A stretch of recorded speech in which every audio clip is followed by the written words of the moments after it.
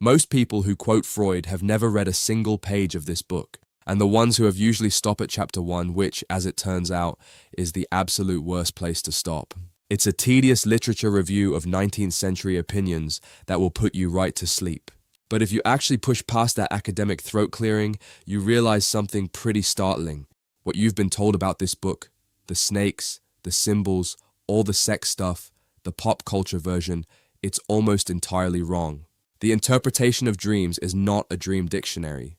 It's not some mystical guide to your subconscious. It is actually a 600-page argument that your mind is lying to you every single night, on purpose. And Freud figured out the exact mechanical process of how that lie is constructed. That is the ultimate intellectual bait and switch. We think we know what this text is. It has completely saturated our culture. You see an elongated object in a movie dream sequence and you immediately think, Freudian. But when you actually look at the architecture of the book itself, it is something entirely different. It is a radical, almost terrifying dismantling of human rationality. It suggests that we are not the masters of our own house. So the mission today is to completely dismantle what the culture thinks this book is about and reveal the hidden machinery underneath. For this episode, I am drawing from a close reading of the text itself, the James Strachey translation, along with historical and philosophical research on Freud's theories. Now, to understand the theory, you have to look at the man writing it, because this wasn't written from the detached high tower of established academia. It was intensely personal. It was born out of a profound emotional crisis. Freud wrote this book while he was actively grieving the death of his father, Jacob Freud, in 1896. That loss triggered a long and brutal period of self-analysis. He was dealing with intense ambivalence toward his father. Profound love and admiration completely tangled up with feelings of shame, disappointment, and even hostility. At the same time, he was a neurologist treating hysterical patients in Vienna, struggling to make a name for himself, and suddenly he's plunged into this deeply disorienting grief. That context changes everything. You're grieving. Your mind is throwing up dark, conflicting emotions. Your career is stalling. And instead of just weathering the storm quietly, he decides to dissect his own mind in public, which was unheard of. The most radical part of this book isn't even the theory of dreams itself. It's how he chooses to introduce it. He completely bypasses any grand sweeping theory of human consciousness and just opens with one of his own dreams, the famous dream of Irma's injection. This takes place in July 1895. Irma was a patient of his, actually a family friend, who hadn't completely recovered from her psychological symptoms after he treated her. In the dream, he meets Irma at a large reception, looks into her throat, and sees these massive white patches. Then his friend Otto, another doctor, casually gives her an injection with an unclean syringe. Now think about this. If a modern researcher were trying to prove a brand new paradigm of consciousness today, they would present double-blind studies. Functional MRI scans, peer-reviewed data. Freud presents a weird dream about a party and a dirty needle. But he doesn't just say, I had a dream, therefore dreams have meaning. He goes so much deeper. He spends the next 40 pages following literally every single associative thread radiating from that one dream. He publishes his own guilt about her botched treatment. He airs his intense professional rivalry with Otto. He exposes his desperate need to be exonerated, his embarrassing petty wish to shift the blame onto someone else, all of it, by name, for the world to read. Consider the societal constraints of Vienna in 1899. The medical establishment viewed dreams as meaningless neurological noise, the result of indigestion or a cold draft in your bedroom. For a respectable medical doctor to suggest that dreams contain profound psychological truth was already controversial, but to self-analyze in public, that was professional suicide. It shows a man building a massive world theory from the absolute ground up, using his own vulnerabilities as the foundation stones. Imagine a renowned quantum physicist trying to prove a new law of thermodynamics by publishing their most embarrassing diary entries. Here is my mathematical proof, and by the way, here is exactly how jealous I am of my colleague. And the risk initially resulted in total failure. Despite the fact that it would eventually reshape the entire 20th century, the book was a commercial flop. It sold 351 copies in its first 6 years. The medical community largely ignored it or openly mocked it. He poured his soul out, humiliated himself in print, and the world gave a collective shrug. But here's what gets me about the audacity of this man. He actually instructed his publisher to misdate the publication. It was printed in November 1899, but he told them to date it 1900 on the title page so it could symbolically serve as the opening text of the new century. He had absolute conviction that he had unlocked something real.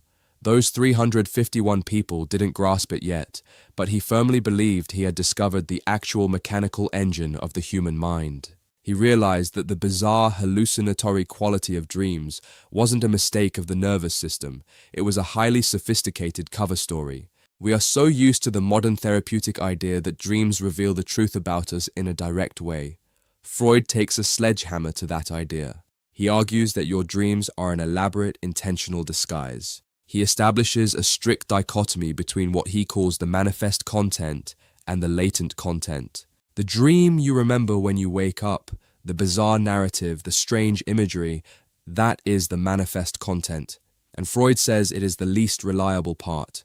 The real truth, the hidden, repressed desires that actually generated the dream, those exist entirely in the latent content. So the narrative you wake up with, let's say you're trying to catch a train, but the train is made of glass and you're holding a giant fish, that is just the manifest mask. The process of translating those hidden desires into that confusing hallucinatory mask is what Freud calls the dream work. And this dream work acts as an incredibly sophisticated system of censorship, actively hiding things from you. It uses 4 specific mechanisms of disguise to sneak repressed desires past the borders of waking consciousness.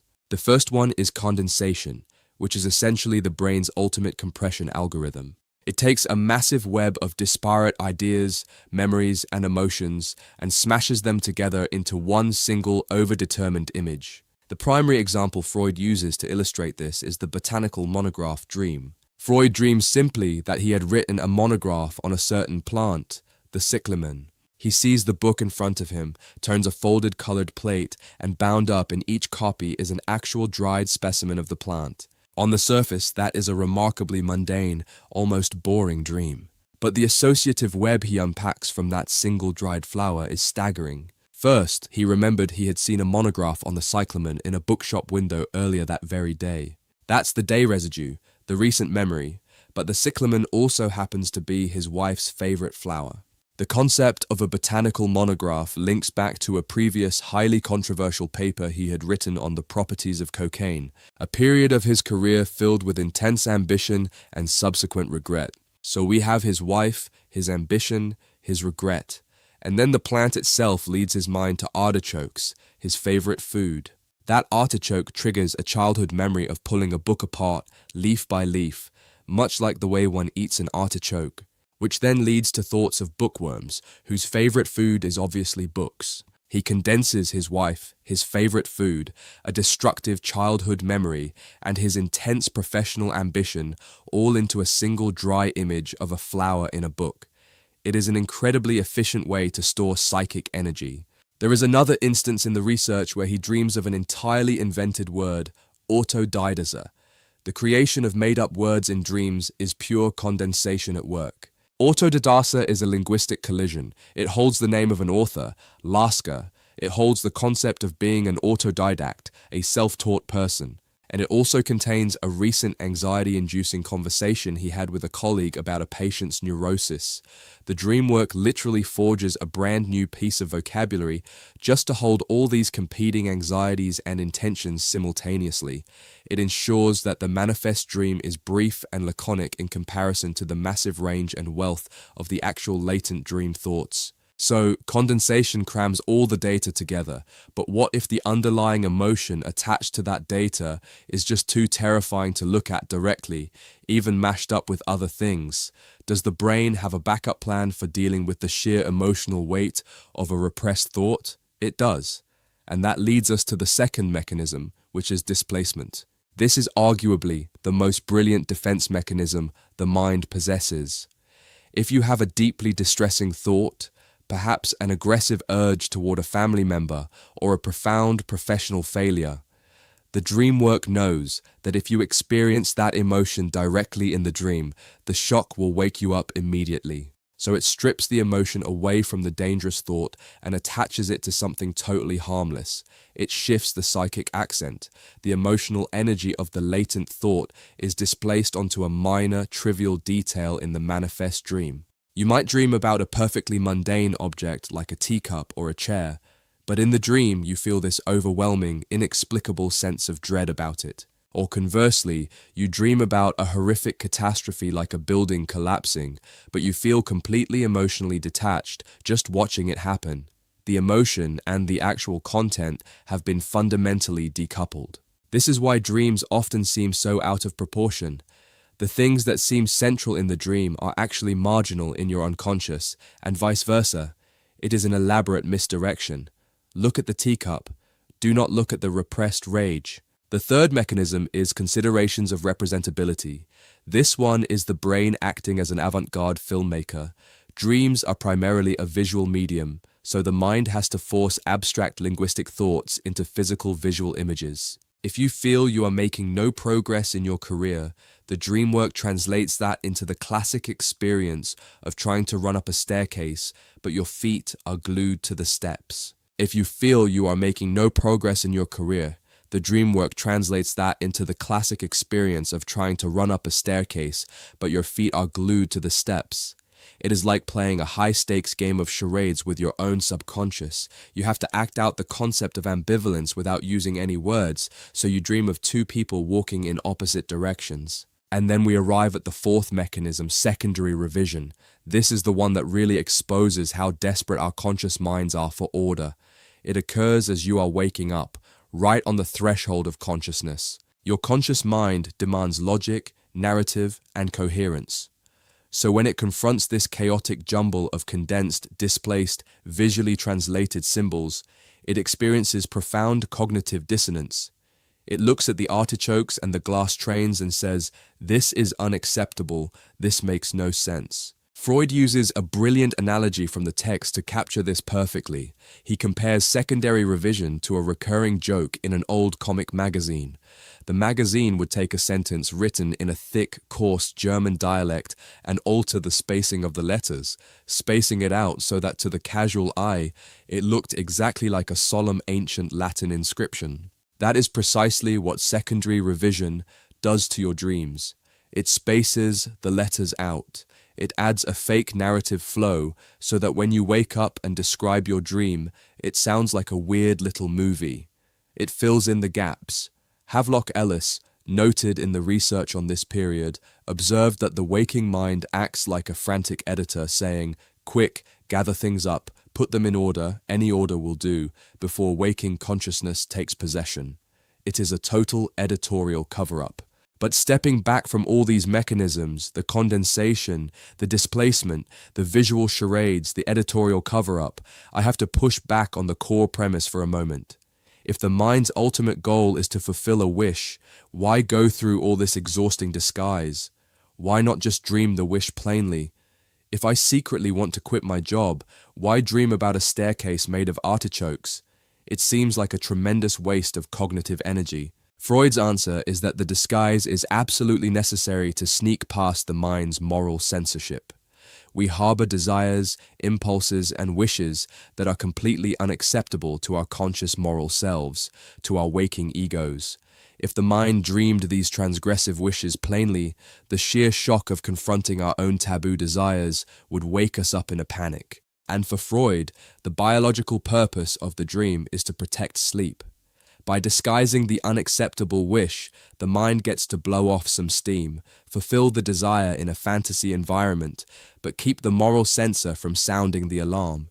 The dream is smuggling contraband past the border guards of your conscience. Myth number 1, the symbol dictionary.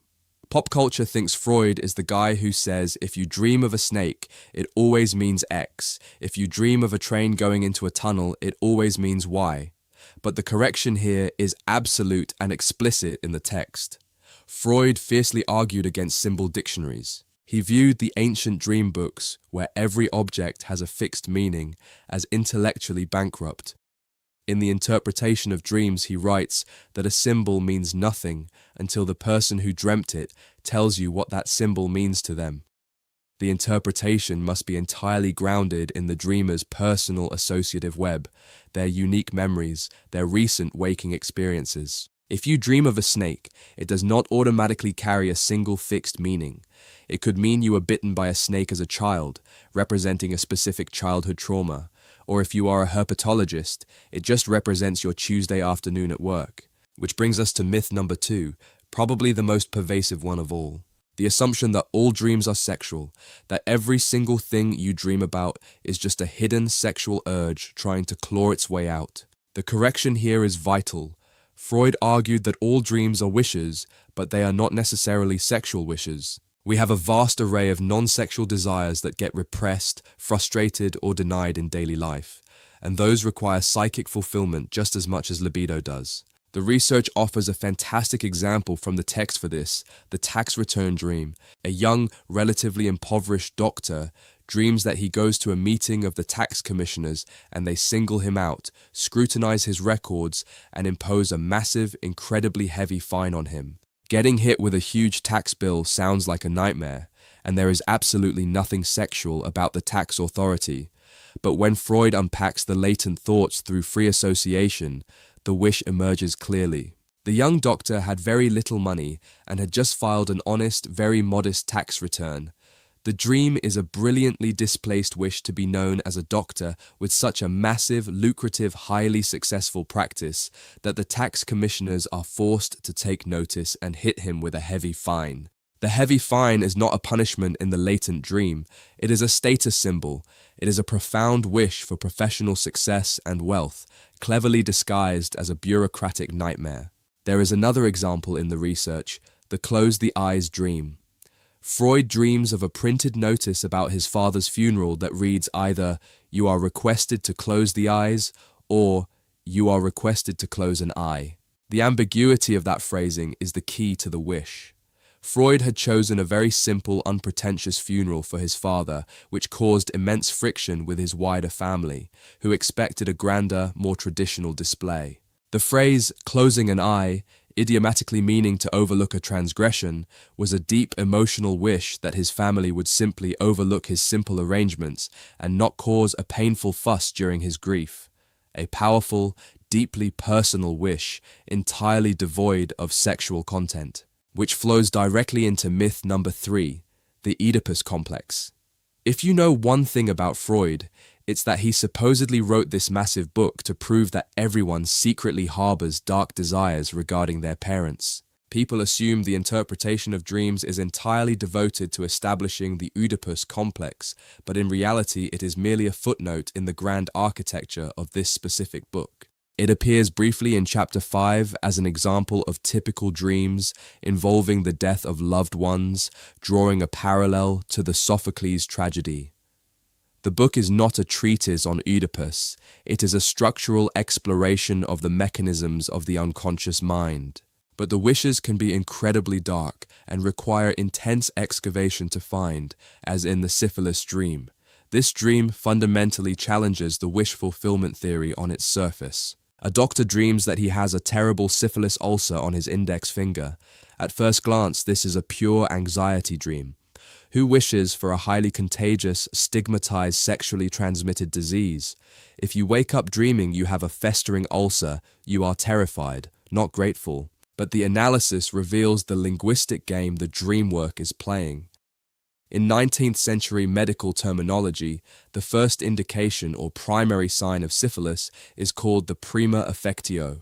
Through the patient's painstaking free association, tracing the words rather than the terrifying visual image, it becomes clear that prima affectio actually represents a completely different kind of first affection. It represents a deeply nostalgic, repressed wish for his first love, a woman he had abandoned in his youth. The terrifying ulcer is just a highly condensed, linguistically displaced symbol for a lost romance. The subconscious is making a horrible medical pun to smuggle the memory of his first love past the censor. It proves that the wish fulfillment theory requires grueling, deeply personal linguistic digging. You cannot just look at an ulcer and say you are scared of disease. You have to trace the root, the specific phrase, the buried memory. It is incredibly ironic that history remembers Freud for a dream dictionary when he literally wrote 600 pages to prove that such dictionaries are intellectually lazy. But to truly understand why Freud believed our underlying wishes were so powerful and why they required these incredibly complex linguistic and visual disguises, we have to zoom out and look at his broader view of the human machine. And that view was not actually born in a psychology lecture hall, it was born in a physics lecture hall. To really grasp the engine of the Freudian mind, we have to talk about 19th century thermodynamics. Freud did not start as a psychotherapist. He started in neurology, specifically in a field called dynamic physiology. He worked in the laboratory of a brilliant, strict scientist named Ernst Brücke. And Brücke was heavily influenced by Hermann von Helmholtz, the physicist who formalized the conservation of energy, the absolute law that energy cannot be created or destroyed, only transformed from one state to another. Helmholtz applies this principle to the physical universe. Brücke takes it and applies it to living organisms, arguing that humans are just incredibly complex biological machines governed by physics. And Freud, taking the next massive conceptual leap, applies the conservation of energy to the human personality itself. He views the mind as a closed energy system. This is the birth of the concept of psychic energy, what he called libido or drives. And if the mind obeys the laws of thermodynamics, it means psychic energy cannot just vanish. If a profound desire, an aggressive impulse, or a traumatic memory is repressed, if you shove it down into the unconscious because your moral censor finds it completely unacceptable, that emotional energy does not evaporate. The conservation of energy demands that it must go somewhere. It continues to exert pressure on the system, and it must eventually surface somewhere else, transformed. Think of it like a city's municipal water pressure system. You can cap a geyser in the town square because it is unsightly, but that water pressure has not gone away. It is still there. It is going to find a crack somewhere else in the infrastructure. Maybe it floods your basement. Maybe it bursts a pipe in the attic. Maybe it just creates a weird rattling noise in the walls that you cannot explain and cannot stop. In Freud's hydraulic model of the mind, that repressed energy surfaces as a neurotic symptom, like an obsessive hand-washing compulsion or a hysterical paralysis, or as a slip of the tongue, a Freudian slip, or most commonly and universally, as a dream. Dreams are the nightly pressure release valve for this psychic energy. During sleep, the moral censor relaxes just enough to let a little steam out, provided it is heavily disguised. To map where this energy is flowing, Freud eventually developed his famous structural model, which evolved from the early concepts laid out in the interpretation of dreams: the id, the ego, and the superego. But it is vital to understand how these structures create friction against one another. The id is essentially the basement, the chaotic, blind, primal pleasure drives. It does not understand time or logic or morality. It just screams, "I want it, and I want it right now," operating purely on the pleasure principle. The superego, on the other hand, is the internalized authority, the socially acquired conscience constructed from the strict rules of your parents, your religion, and your culture. It is the rigid moral overseer constantly screaming that is forbidden. And the ego is the conscious self trapped right in the middle of this screaming match, trying to navigate reality while mediating between the id's insatiable demands and the superego's crushing guilt. When the conflict between the id and the superego becomes too intense, it generates profound anxiety. The ego, trying to survive, uses repression to shove the conflict down into the unconscious, but again, the energy remains. The goal of psychoanalysis, the talking cure, the method of free association he used with Irma, and the botanical monograph is to trace the disguised symptoms back to the original conflict. If you can bring those repressed drives out of the unconscious and into the light of the conscious ego, the ego can finally confront them rationally. It discharges the pent-up energy. It achieves catharsis. So, the legendary psychoanalytic couch, the talking, the intense dream analysis, it is all just psychological plumbing, finding the blocked pipes, identifying the repressed material, and letting the energy flow out harmlessly so it stops bursting through in the form of neurosis. Freud's real revolution was not actually about dreams at all. His revolution was applying strict scientific determinism to human behavior. He was arguing against centuries of viewing mental illness as random madness, a moral failing, or demonic possession. He was insisting that absolutely nothing you do is random. Not a slip of the tongue, not a momentary lapse of memory where you forget a name, not a bizarre, seemingly meaningless dream image of a dried flower or a glass train. Everything has a hidden, highly specific cause. Every psychological event is strictly determined by a preceding unconscious event. You cannot just brush it off and say you had a weird nightmare because you ate spicy food before bed. Freud would say the spicy food might have been a somatic trigger that disrupted your sleep, but the content of the dream, the exact images your brain selected to display, those were strictly determined by your unconscious desires. Nothing is accidental. The madness has a rigorous method. It is a terrifying way to view the self because it strips away the illusion of total free will. But it is also deeply empowering because it means that psychological suffering is not random. It has a structure that can be mapped and potentially dismantled. But this is where we have to hit the brakes. If everything is deterministic, but the actual evidence is hidden behind 4 layers of disguise, censorship, and displacement, how do we know Freud was actually right? If the evidence is invisible, how do you scientifically prove it? Which brings us to the massive controversy surrounding his legacy, because we cannot talk about Freud without talking about the backlash. The most famous philosophical critique, the one that struck at the very heart of psychoanalysis as a science, comes from the philosopher Karl Popper. Popper argued that Freud's theories are fundamentally unscientific because they cannot be falsified. Falsifiability is the gold standard of the scientific method. For a theory to be considered scientifically valid, there must be some conceivable observation or experiment that could prove it false. If I propose the theory that all swans are white, that is a scientific statement because observing a single black swan falsifies it immediately. It can be tested. But Popper argued that psychoanalysis is designed to be compatible with every possible human behavior. It is a closed loop. If you go to your analyst and say you dreamed about eating a giant delicious cake, the analyst says, clear wish fulfillment, a direct satisfaction of an unsuppressed desire, common in children. But if you come back the next day and say you dreamed your house burned to the ground and you were absolutely terrified, the analyst does not say there was no wish there, my theory is wrong. They say the disguise is very deep. The fire actually represents a repressed desire for childhood bedwetting, a return to infantile pleasure, so it is still wish fulfillment. Freud always wins. Popper argued that a theory that explains everything actually explains nothing. If the concept of disguise and displacement can account for any contradictory evidence whatsoever, then the theory leaves the realm of empirical science and enters the realm of myth or dogma. You cannot test a theory if the theory provides an automatic escape hatch for every failed test. That is a devastating philosophical blow. But the controversy gets even heavier when we look at his actual clinical discoveries. We have to go into the Masson Critique, because this shift in Freud's thinking arguably laid the groundwork for massive societal debates we are still having today. In the mid-1890s, before the interpretation of dreams was published, Freud developed what he called the seduction theory, which he presented in a paper called The Etiology of Hysteria.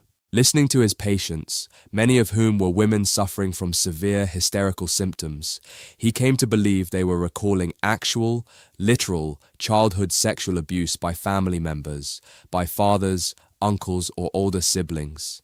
He believed he had uncovered a massive hidden epidemic of child abuse in bourgeois Vienna. He believed the trauma was real and that the hysteria was the result of the repressed memory of that trauma. But then, right around the time he is writing this book, he completely changes his mind. He notoriously withdrew the seduction theory.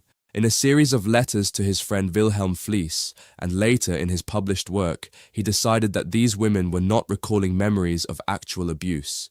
He concluded they were recalling repressed childhood fantasies. He theorized that the children had unconscious infantile sexual wishes for their parents, which forms the foundational basis of the Oedipus theory, and that the guilt of these taboo wishes was what caused the hysteria, not actual abuse.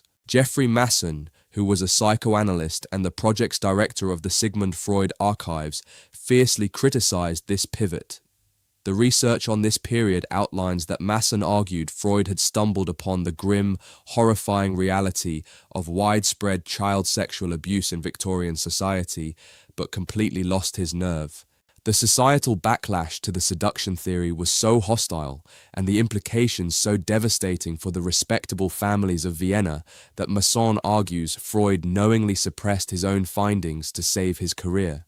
His critique is that Freud replaced the ugly truth of actual trauma with the more intellectually palatable universal theory of fantasy and the Oedipus Complex.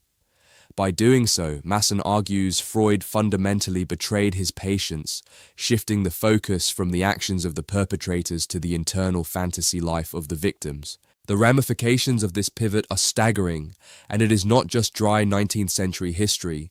This exact debate exploded again in the 1980s and 90s, and it still rages today. It is the absolute core of the controversy surrounding false memory syndrome versus verified trauma.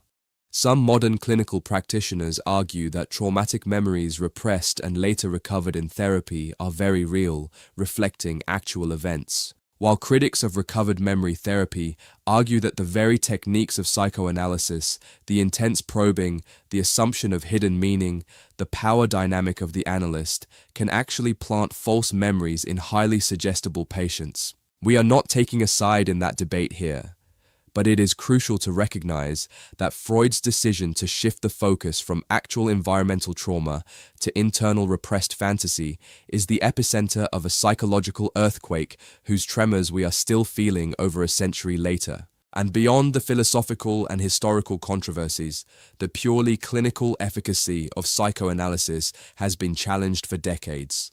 Massive control group studies have shown that traditional long-term psychoanalysis does not necessarily cure patients at higher rates than spontaneous recovery, meaning people simply getting better over time on their own, or other much faster forms of intervention like cognitive behavioral therapy, which focuses on changing conscious thought patterns rather than excavating the unconscious for years. So if Karl Popper says it is scientifically unfalsifiable, and Masson says it was built on a horrific clinical cover-up, and modern data suggests it might not cure you any faster than simply waiting it out, then what exactly is the value of this book? If the interpretation of dreams is not a scientifically verifiable manual for the brain, what is it? Why does it still matter? Because the answer is this: do not read it expecting it to explain your dreams. Read it expecting it to explain why we ever thought dreams needed explaining in the first place. That completely reframes the value of the text. Even if modern neuroscience does not confirm the exact mechanisms of the dream work, even if an fMRI scan cannot pinpoint a literal sensor sitting between the preconscious and the unconscious, the cultural and intellectual importance of this book is absolute. It radically and permanently shifted how the entire 20th century viewed the human self. It introduced the concept that we are driven by hidden, powerful currents beneath our conscious awareness. It suggested that our mistakes, our jokes, our neuroses, and our dreams carry profound meaning, and that our irrationality actually has a deep, decipherable structure. And if you decide to pick it up and wrestle with it yourself, here is specific advice drawn from a close reading of the text on how to actually navigate it. Skip chapter 1 entirely. Just skip it. Save yourself the pain. Start with chapter 2, The Method of Interpreting Dreams, where Freud analyzes his own Irma dream and lays his vulnerabilities completely bare.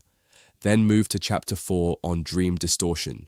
Then chapter 6 on the dream work, which is where you get all the mechanics of condensation and displacement we explored today.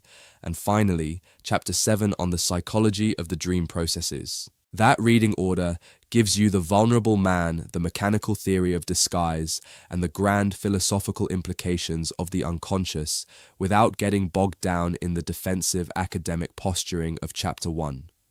Now let us take a breath and recap the intellectual journey we have been on today. We started in 1899 with a grieving neurologist in Vienna who decided to publish a highly embarrassing 40-page confession of his own professional and personal neuroses, disguised as a dream about a dirty syringe at a party. We explored how he viewed the human mind not as a soul, but as a dynamic energy system obeying the laws of 19th century thermodynamics, where repressed, socially unacceptable desires must find a pressure release valve, or they will burst through as neurosis. We broke down the four mechanisms of the dream work: condensation, displacement, representability, and secondary revision, showing exactly how the brain acts as a brilliant, frantic smuggler of contraband wishes to protect our sleep. We dismantled the pervasive pop culture myths, proving that Freud detested rigid symbol dictionaries, that dreams represent a vast array of non-sexual wishes, and that the Oedipus Complex is merely a footnote in this specific structural text.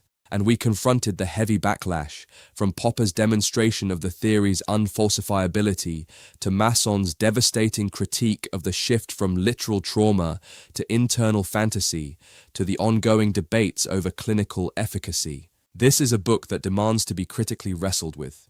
It cannot be blindly accepted as absolute medical science, but it also cannot be casually dismissed based on pop psychology cliches. So as we wrap up, I want to leave you with a single thought to sit with on your commute or while you are making dinner. We spent a lot of time today talking about secondary revision, that fourth layer of dream disguise where your waking mind frantically acts as an editor, trying to arrange all the chaotic, condensed, displaced nonsense of the unconscious into a neat and logical story so you do not feel overwhelmed by cognitive dissonance. The mind, terrified of its own underlying chaos, constantly constructing narrative order to survive. Here is the question that stays with me. If Freud is right that our waking mind is desperately arranging our chaotic unconscious into a neat, logical story every single night, how much of what you call your personality right now is just your brain acting like a frantic editor? How much of your daily waking self, your logical decisions, your clear preferences, your tidy life narrative is just a carefully constructed cover story, desperately trying to make sense of dark, chaotic desires you do not even know you have? We prefer to believe we are the authors of our lives, but we might just be the PR managers, constantly spinning the unexplainable actions of an invisible client. We like things to be visible, categorized, and comforting, but the hidden architecture is always there, operating just beneath the surface. Thank you for being here today. Keep questioning the cover story.